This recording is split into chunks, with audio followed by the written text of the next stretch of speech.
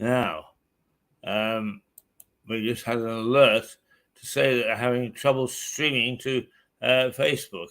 So it could be that we got a little technical hitch, not of our making today, I may say. But we'll stick with it because we are getting every indication that our feed is live and going out.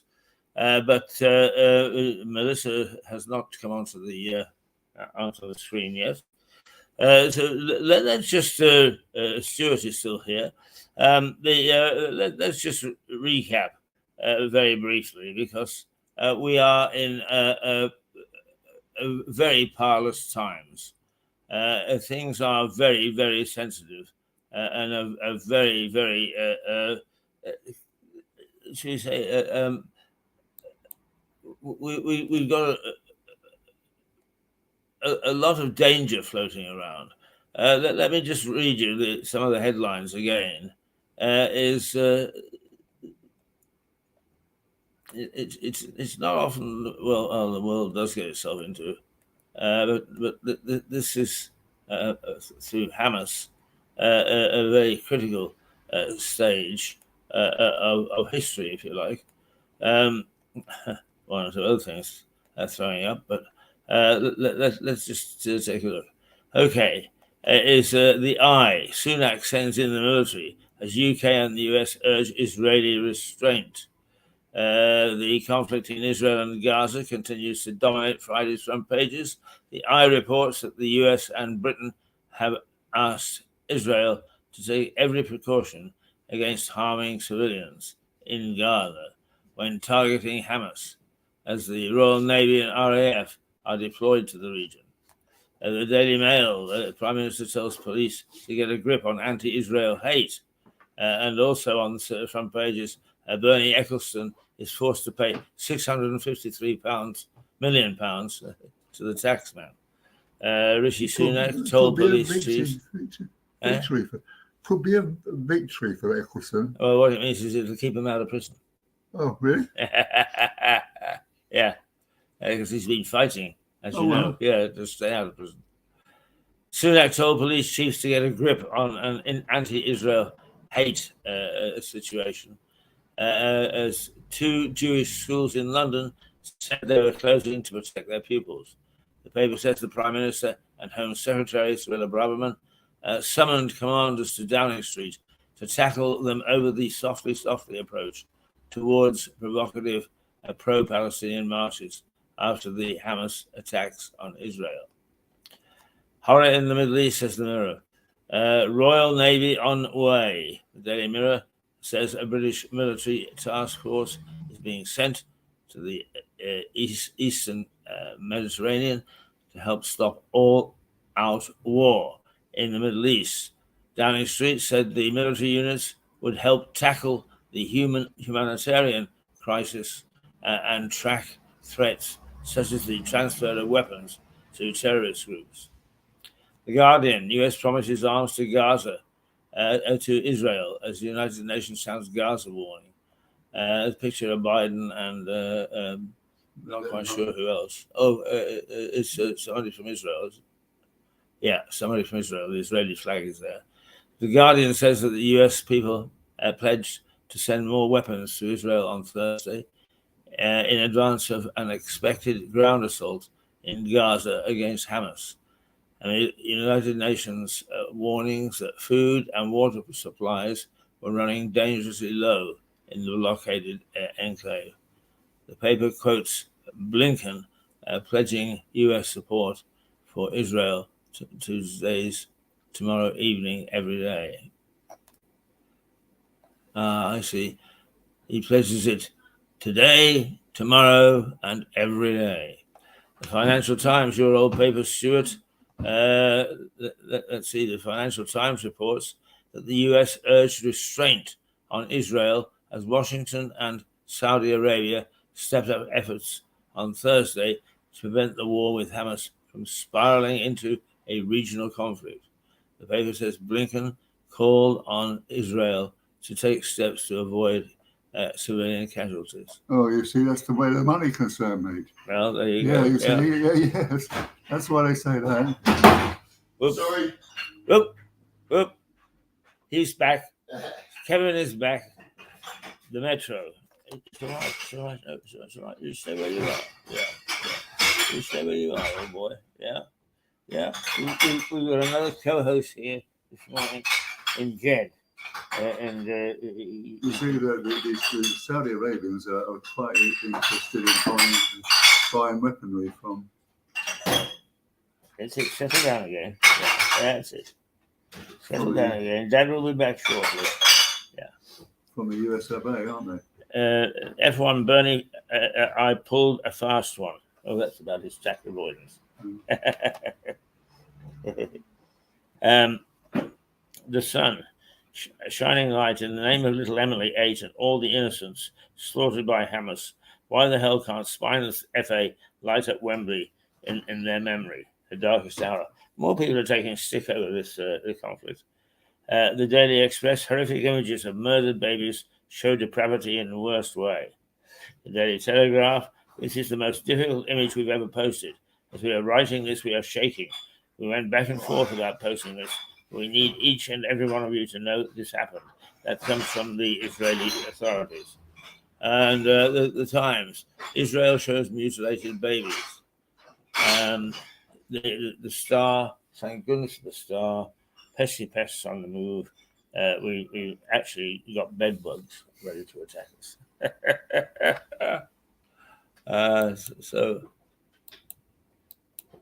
There we are. Still no Melissa. Hope that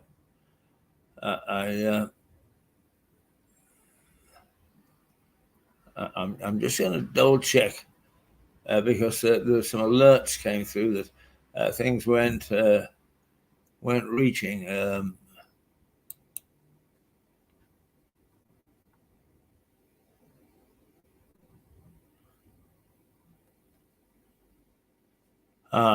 Hang on.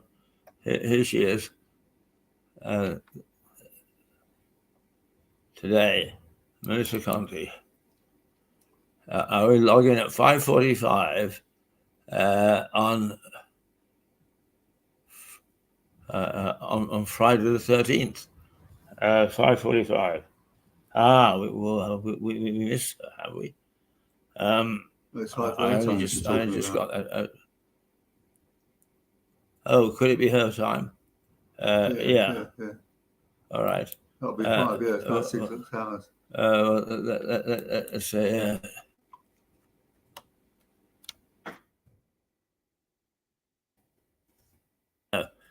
her time would be.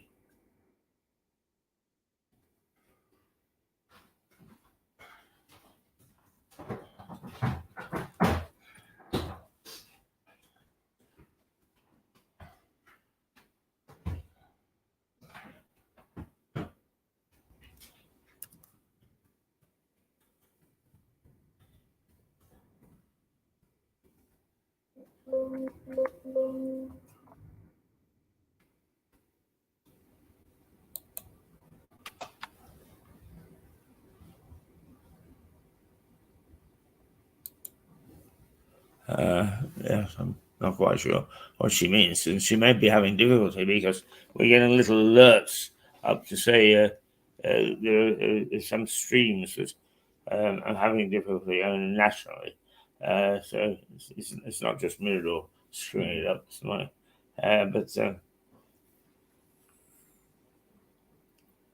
we'll see.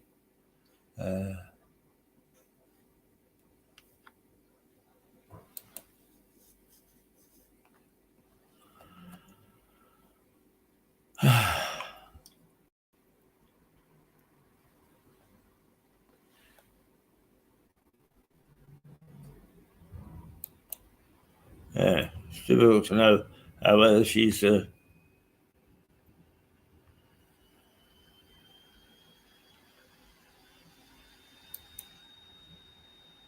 When she's waiting to log in, or was she logged in? We didn't see her.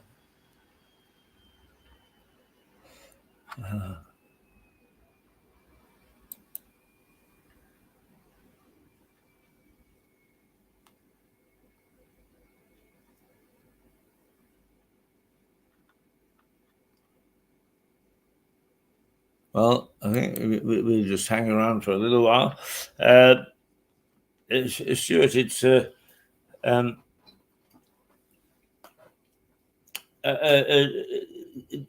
you live through a lot of crises, and sometimes we get, or everybody gets all upset, and it turns out not to be the crisis that we anticipate. This is pretty horrific stuff. Are you satisfied that we're sitting on the edge of a rather nasty situation? Oh, very much so. Yeah.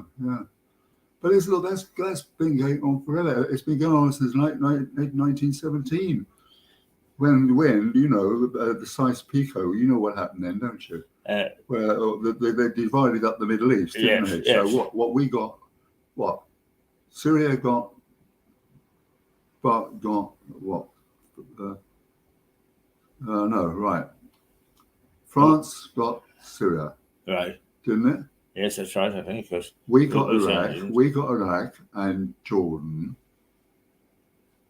No, France got Syria and Lebanon. Right. We got Sykes-Picot. I think we got Iraq and Transjordan, as it was then called, which had all other Palestinians in it, didn't it? So often Jordan was mistaken for Palestine. Yes. So Palestine didn't have a definition of that kind of thing. No, because Israel was a state created by, to all intents and purposes, the United Nations. Yes. Following on from Sykes-Picot. Yes.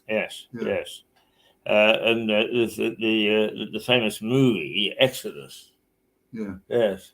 But you see, in certain minds, that Israel is on Palestine land, basically. That's what the whole thing seems to be. But it's never been finally sorted out, has it? No, it hasn't really. I mean, it's quite often when you got one of these artificial things, is in many ways it's the same as Africa. We had all the problems in Africa, and yet the tribes that make up Kenya, when we had all the trouble with the Mau Mau, were nomadic. Yeah, but this is the whole thing about colonization, that the tribes didn't sort of equate to countries, right? Yeah. So if you look at Rhodesia, such as it was, there were two different tribes setting up. One was outside and one was inside, so to speak. So what happened? All the countries were against sort of tribalism, like Namibia. Here she is.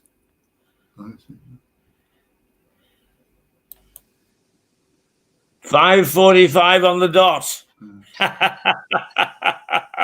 That's New York time. How are you? Yes. Melissa. And we have Stuart here this morning. He said, "Hi, Stuart.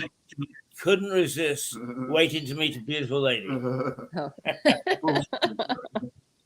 Don't say that in front of his wife, okay?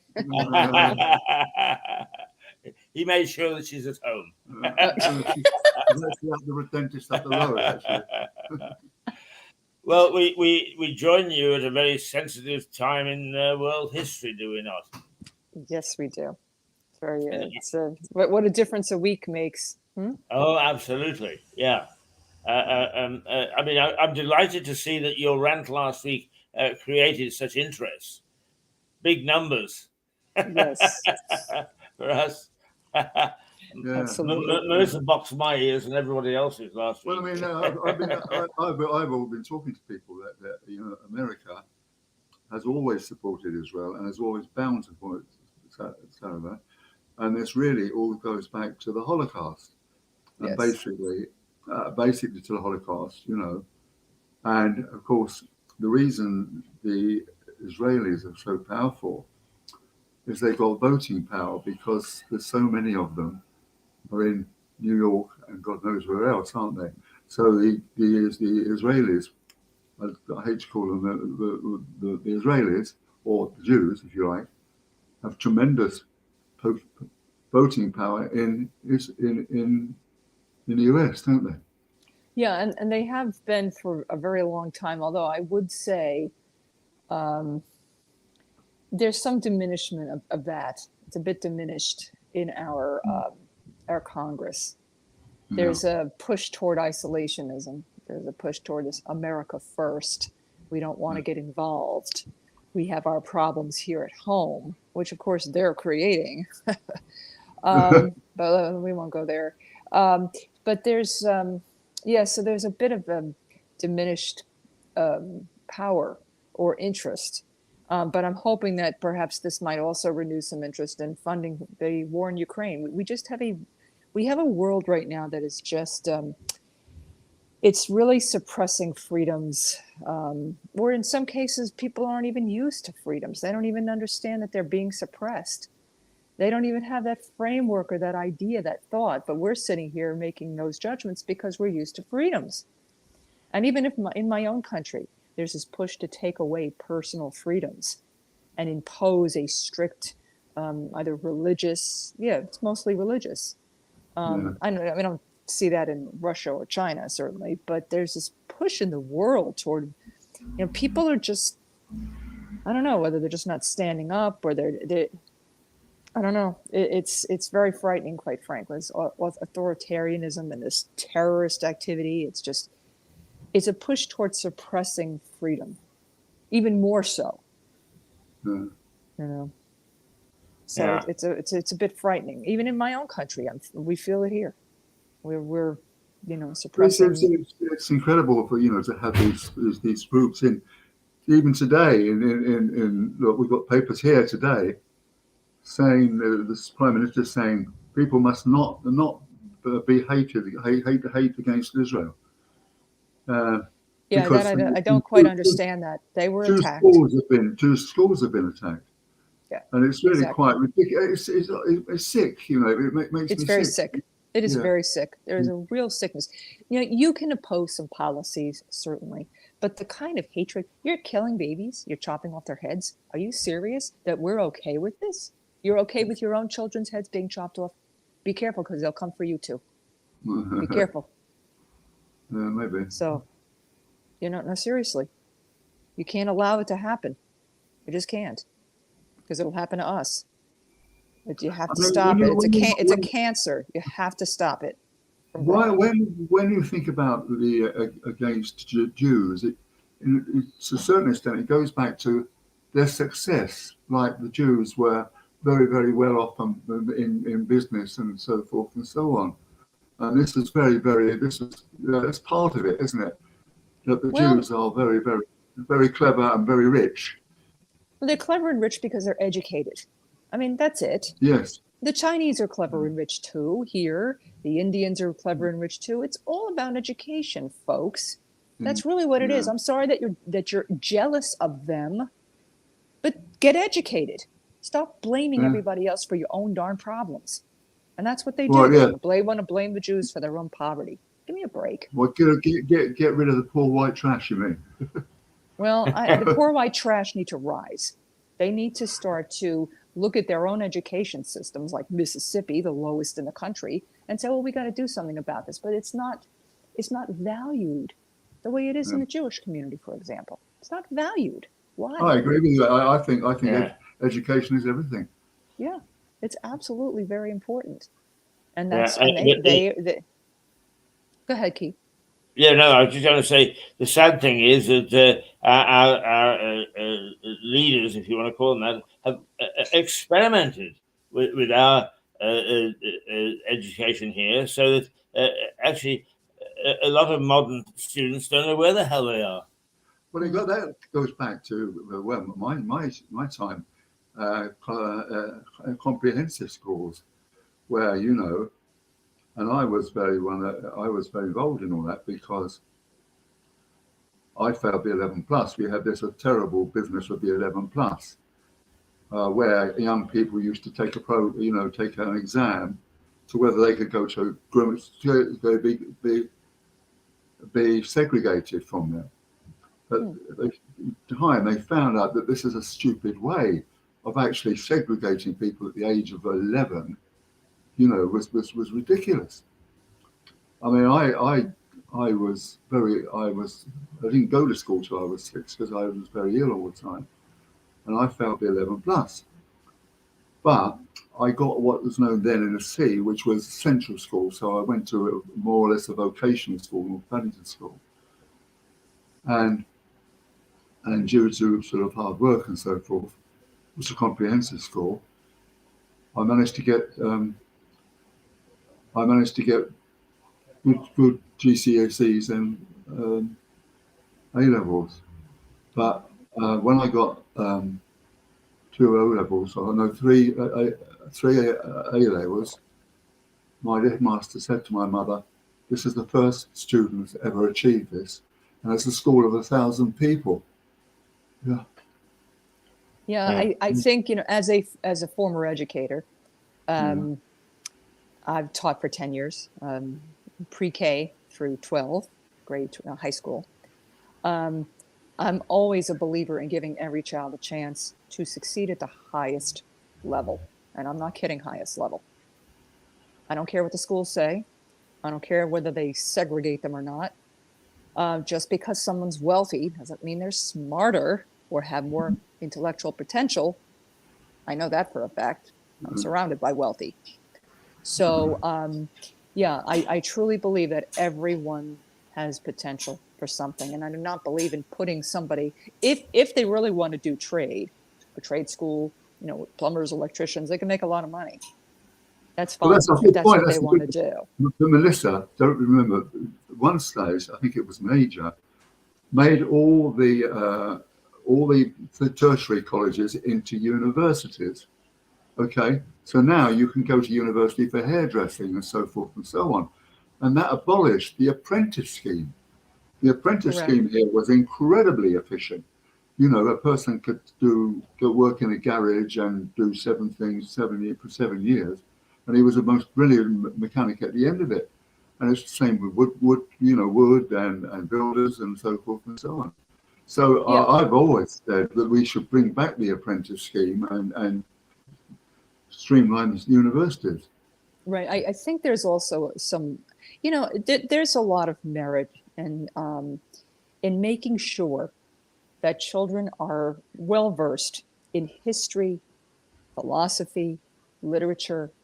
I don't care whether they're going to be mechanics or not. Doesn't matter. They should know it. It should not just be for the elite. And even that, we don't even pay attention to humanities. Everybody has to get a business degree. Why? You know why they have to get a business degree? Because mommy and daddy can't pay for very expensive schools for them to go and study history. They want them to just go and study business so they can go and work in an office someplace. Or we can have more accountants. Or, gee, gosh, we need more lawyers in the world. Are you serious? We need thinkers. That's what we need. We need thinkers. Yeah. Not more accountants and lawyers, okay? But that's where they gotta get there. I gotta get my MBA. You got so many miserable young people, and they're soaked in debt for what? So they can work in an office. Oh, lovely. I know. I work in an office. Boring. You think there's any thought going on there? Not too much. You're absolutely right, Melissa. You 2 weeks in a row, you're hitting it on the head. Only for the last 2 weeks. Before that, I don't even know where I was. Mind you, I mean, Stuart accepts that he wasn't particularly academic. I certainly wasn't bloody academic. But once unleashed into the world, we had enough nous and enough, as you say, of having been exposed to philosophy, the history, to all the things which aren't a direct application to actually making work, so that we actually flourished in the world. Yeah, right. It's all about. Let me tell you about my education and how I achieved it. You have to put it down to now. This is really going to get you going. My ADHD. Well, ADHD didn't actually exist in those days. Okay, so when I failed 11 plus, I went to this comprehensive school, and I was put in the B stream. And after the first term, I got placed at 24th in the class. In the second term, I came 10th in the B stream. In the third stream, I got right up to A, so I was top of the class first. And do you know why? The third term had an exam, right? Had an exam. The other two, the term before, were course things, but had an exam. Now, I found out I didn't know why I came first, right? I went first in the B stream, and I went up to A stream and came first there. And I stayed there for the rest of my school life. And it's rare ADHD, but we didn't know it existed. Now, I had really found about fairly recently, when I was reading a book by a lady, and she sort of had ADHD because, well, there's a couple of things. First of all, I went the first thing about ADHD was that I got it because I got IQ of 150 at the university, but also there was all kinds of things I got with my ADHD. Was I didn't need to play. I didn't need to actually. I had almost a photographic memory because of the ADHD. That's what I had, and also, what was the other thing? And it means that I could actually.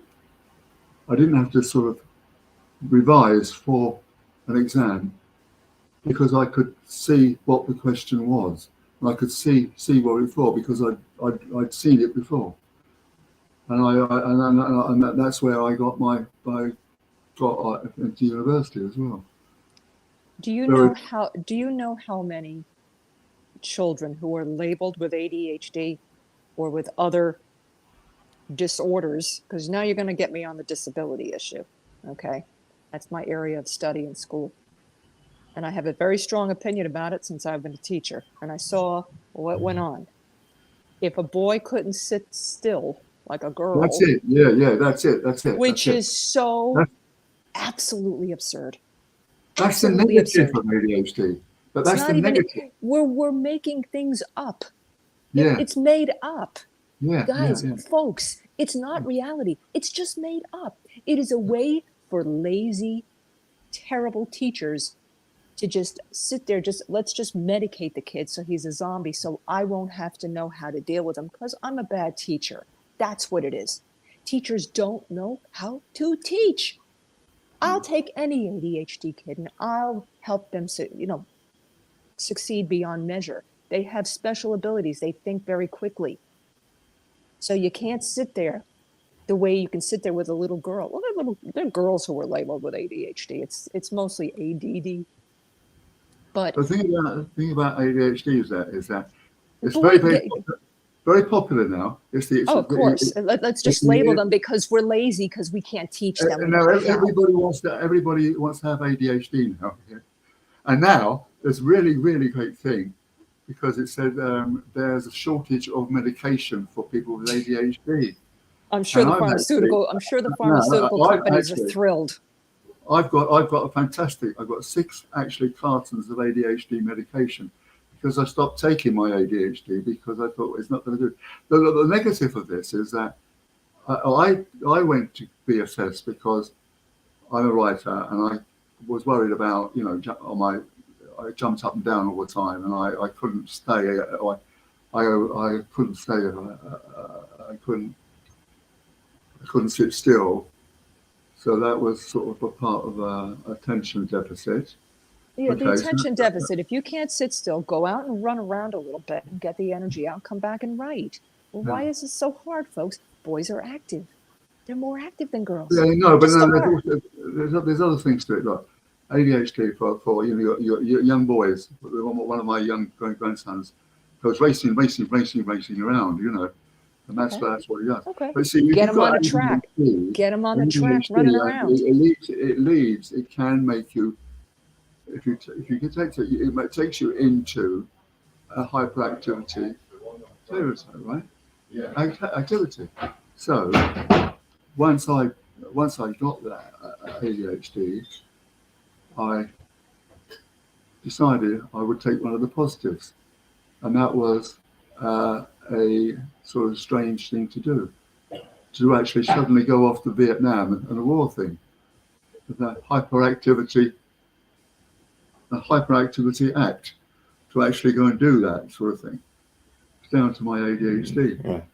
It's a bit the same as Melissa saying, get an hyperactive kid to go and run around. They don't do that. They don't have as much recess these days. They don't have as much recess these days in this country because there's a push toward these state tests because they need to get federal money, right? So you have to teach to this very narrow test, and we have to do it from January through May so we can get our state funding.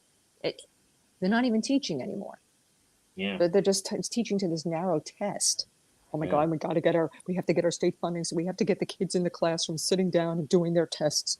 Come on, not even teaching them. The motivation is all wrong.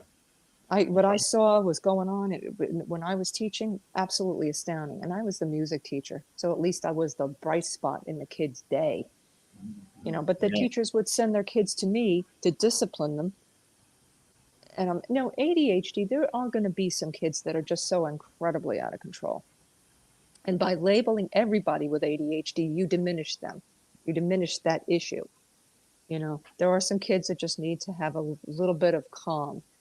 They need to calm down. Like this one student, and most of them, I'm going to be honest, so many of them are absolutely brilliant. Brilliant. Yeah. My son was, could you imagine? My son was diagnosed with ADHD.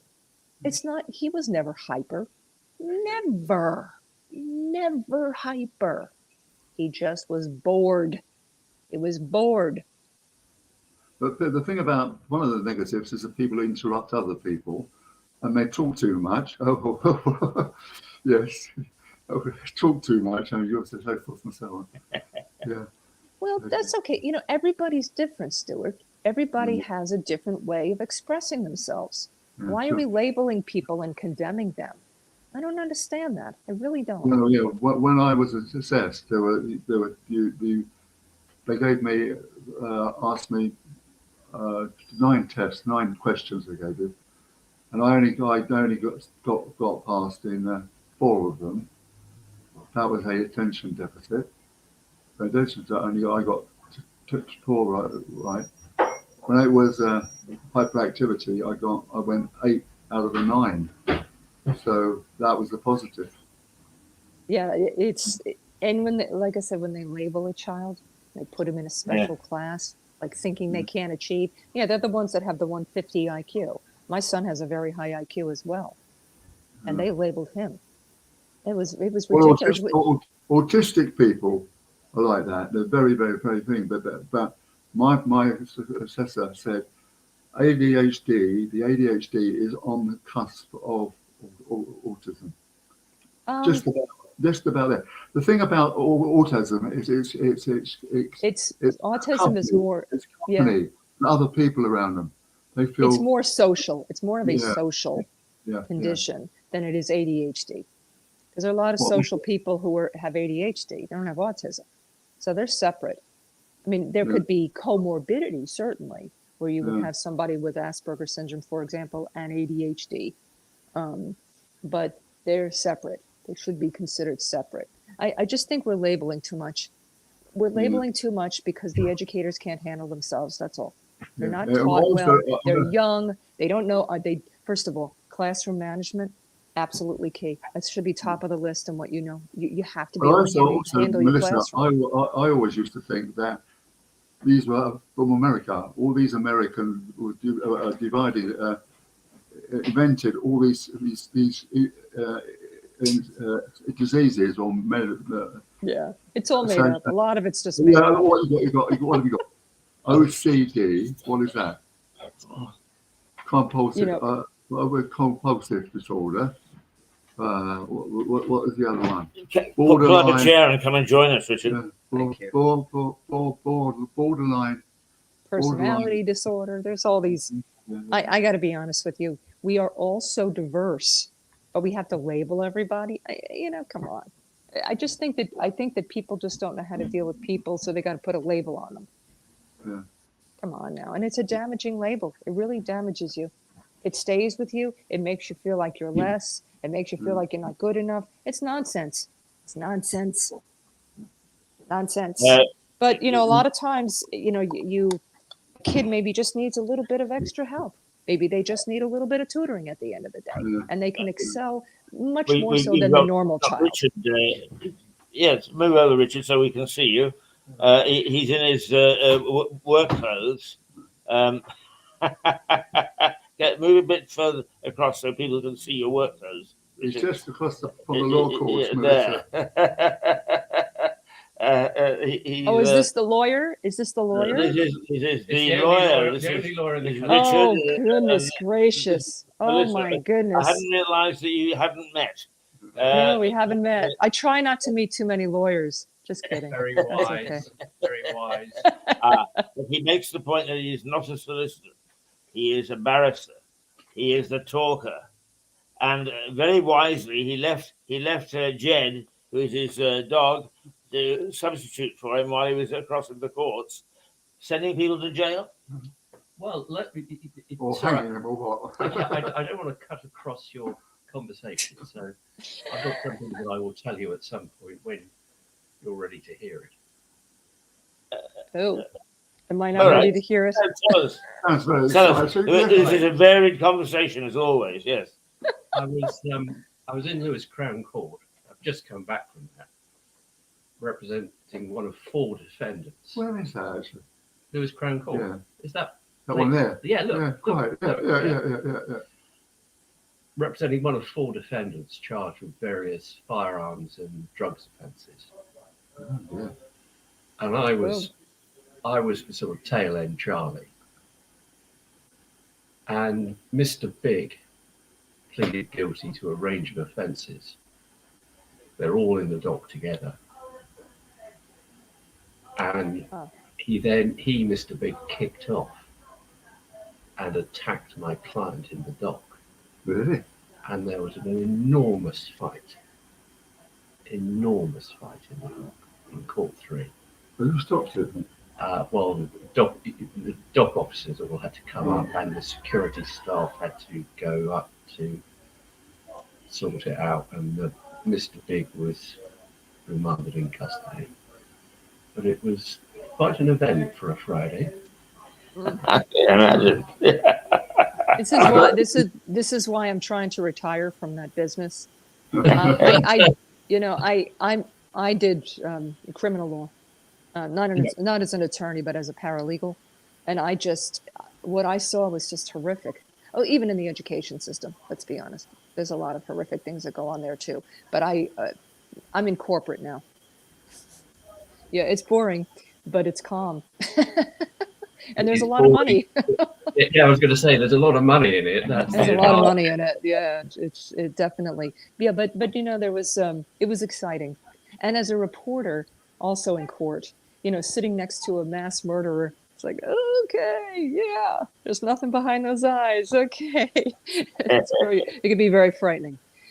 So yeah, it's remember my attorney used to tell me right before the verdict, like if it were we used to call them a one slice verdict, where the jury would only get a chance to eat one slice of pizza, you knew the guy was guilty, right? So they'd come in, and my attorney would always tell me, go to the back of the courtroom, please. Do not sit next to the defendant. Okay. Because the defendant would have a meltdown and start thrashing about. This one gentleman was bold, and I've never seen sweat pour out of a head before like that. So yeah, it can be it's an adventure, and I could put it in the past, you know.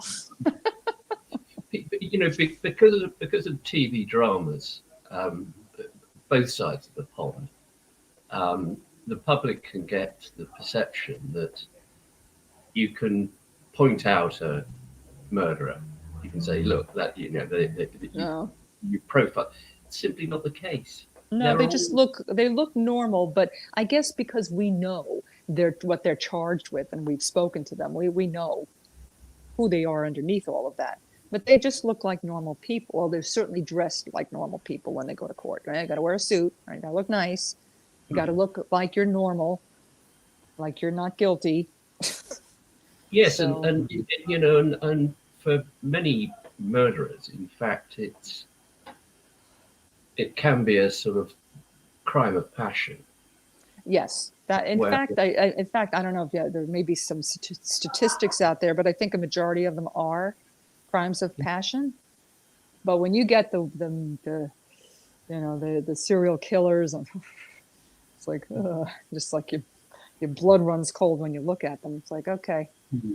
But it's so important, though. It's so important for folks like you for lawyer. And I know I joke about lawyers. Oh my God, do we need that many lawyers? But we do need to have a system where everyone is defended. We do. Otherwise, the government will run amok. So you speak very wise words there, if I may say. And so, people sometimes say, "How can you possibly represent?" No, you have to. You have to. Like we actually had my son covered a trial in New York. It was called the Phantom of Doom. This gentleman, I keep calling him gentleman.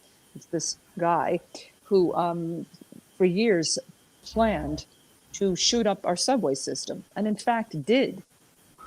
Yeah, he dressed up like a railroad worker. He had a smoke bomb. I think he didn't kill anyone, but he still got 10 concurrent sentences. So the judge looked at him and said, that he was the poor public defender. I mean, I worked with some of them too. Oh, what a thankless job that is, because everybody's against you. The only defense was, he had a tough childhood, and he didn't mean to kill anybody. Really? Oh gosh. In this country, we used to have an awkward position where if somebody was deemed unfit, they would be subject to a hospital order. So, right. And then it will be up to the doctors when they were released. Right. The insanity plea. I mean, it's hard to get here. It's hard to get here, really.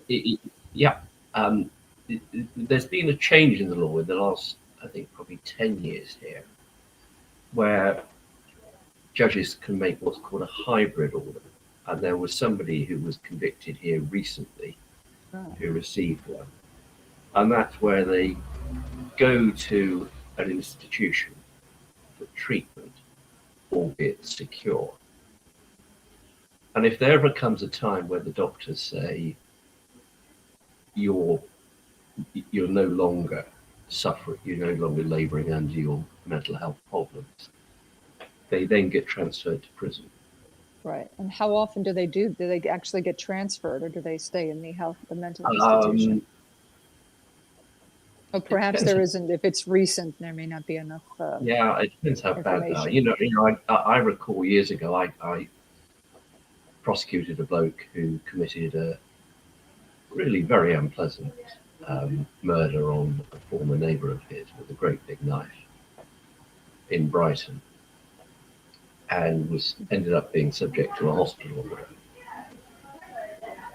And then I was phoned by the police, and they said, you need to know that this bloke has in fact escaped from the unit that he's in.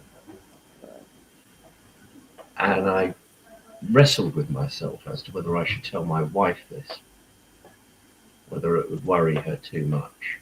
And I decided not to do so, on the basis that they'd catch him quite soon, and they did. Right. But you know, there is. I know judges who talk about this, who say there's always that fear Yes. that Yes. you're going to open the front door, Mhm. and there's a bloke who you either prosecuted or you sent to prison for a Right. long time. Yeah, it's frightening. In fact, it's funny you mentioned that. I have a friend who was actually a witness to. You remember the Putney Bridge, the murderer? Yeah. He was what was his name? Chesney, something like. What is it? Ken. What was his Yeah. name? He was He was a serial killer, and she actually witnessed him on the Putney Bridge. She was walking across the bridge one evening to go across the way to a pub to meet some friends, and she saw this gentleman, and he was doing some strange things. I'm not going to say what it is. They wouldn't even let her say it in court, but he was doing some strange things, and this was right before he killed that elderly woman near Putney Bridge. Yes. Went in through her window and killed her.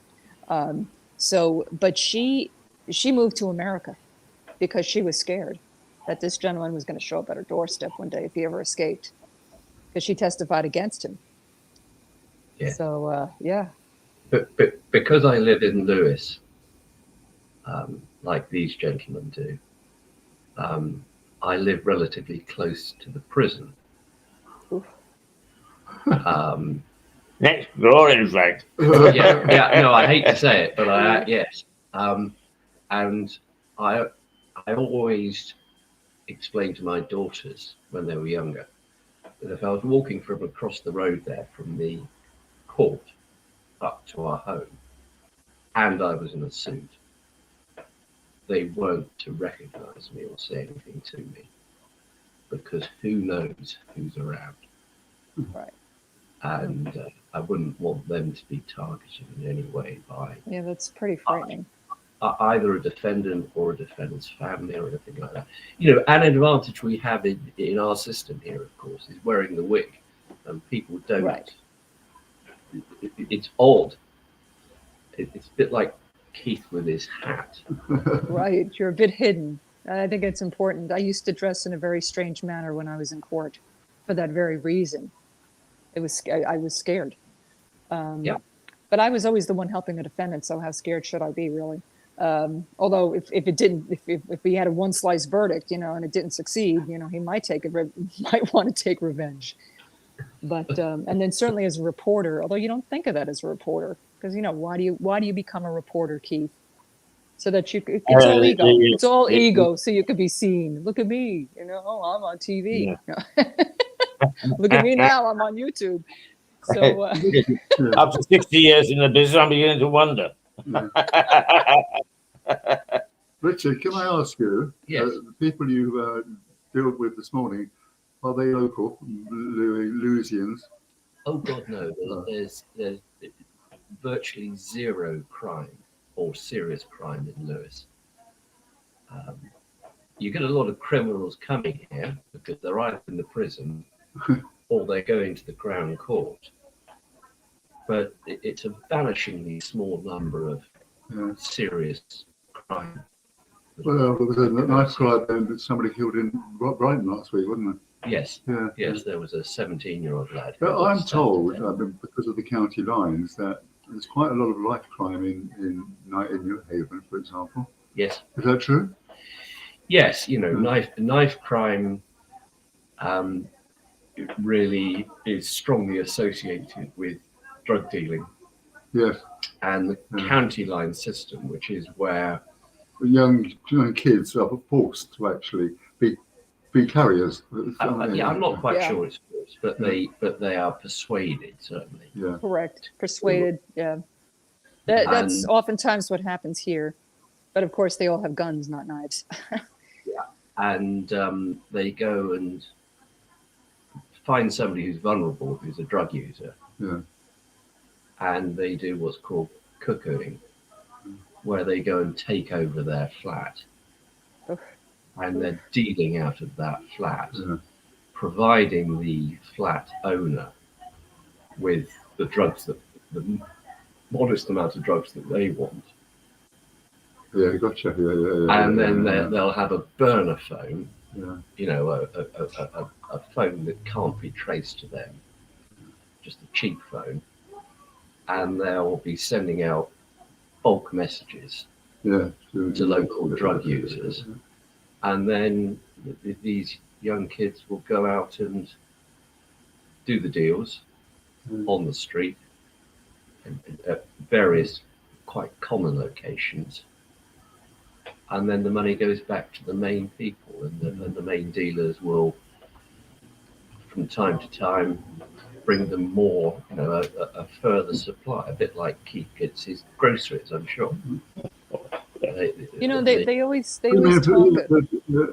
The people here, though, this is now becoming very well. It's coke in most towns now, isn't it? Yeah. Yeah, I mean, it's all over the place. It really is. It's not like LSD, which came and went, is it? You see what I mean?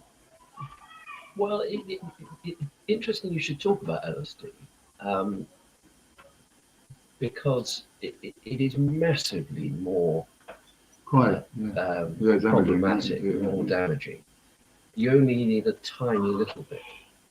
Yeah. And I prosecuted, in fact, an American. Yeah. I quite like prosecuting Americans. Just across the way there. And he'd come to Sussex. And he was a great chemist. He was a very interesting chemist. And he made loads of LSD. And he made lots of other linked drugs.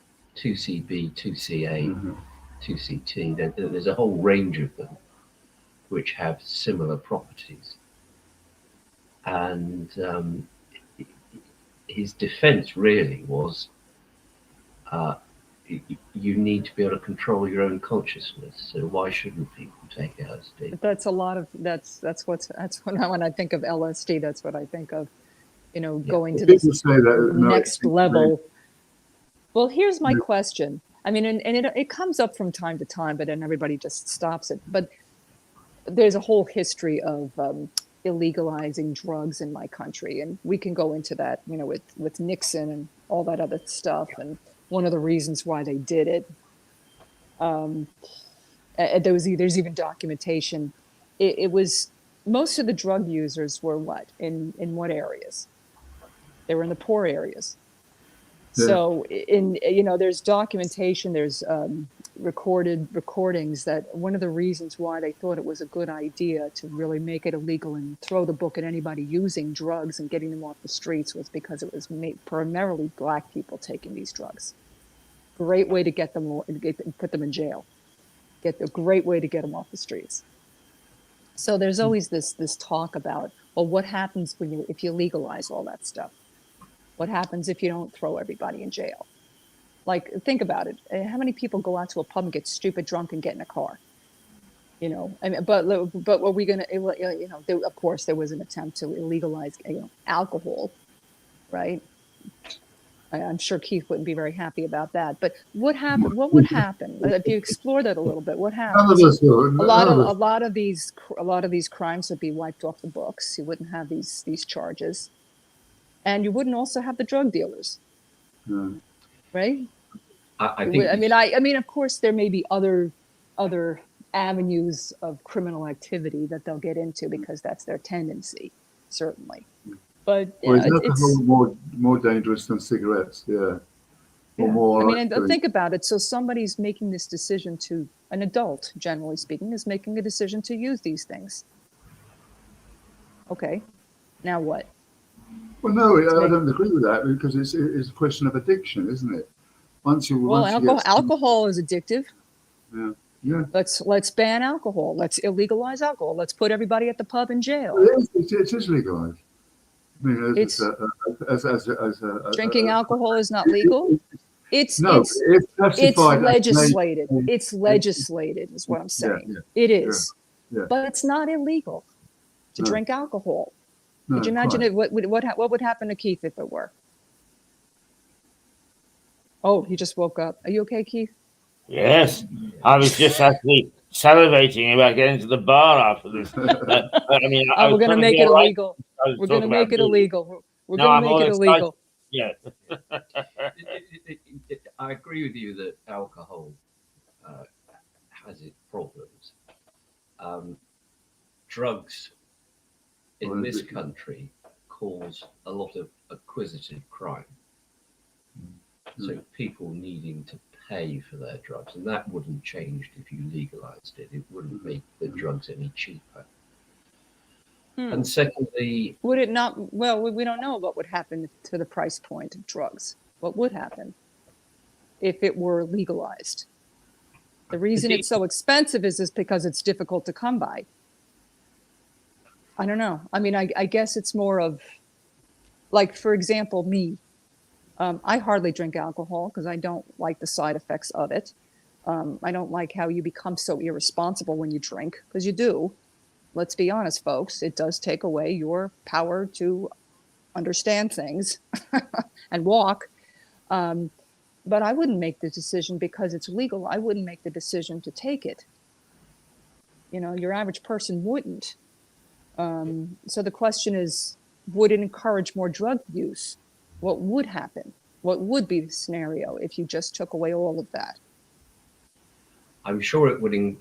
There would be more drug use, and I have to say, in my experience, Really? obviously, Somebody who wants to use Hang drugs on, is going to go. This is what Richard has to say.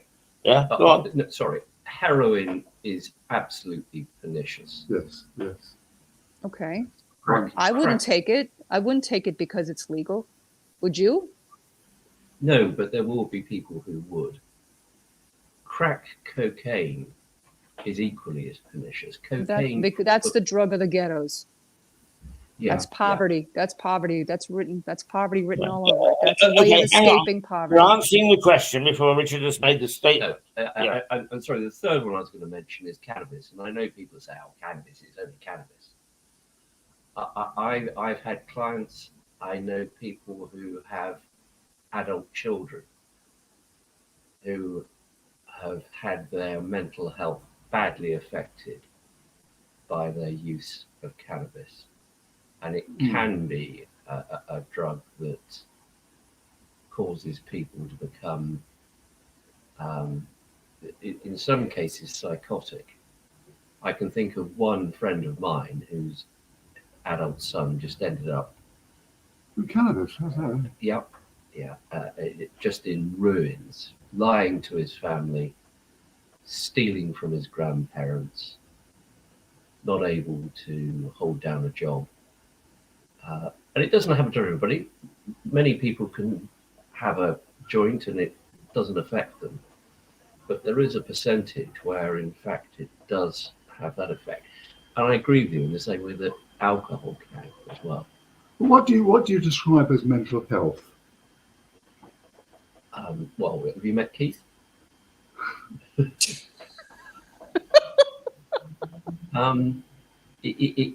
With cannabis, it's very often it is paranoia. Is it? Yeah, that's interesting. So I'm registered as a punch bag. Yeah. Well, Sorry, I guess alcohol and alcohol too. I mean, what is alcohol? Alcoholic. No, a punch bag full of alcohol, not alcoholic. But if somebody has a certain amount of alcohol, how do they act? Some act paranoid. Some become more boisterous, or they become more argumentative. It just depends on their personality, right? Okay.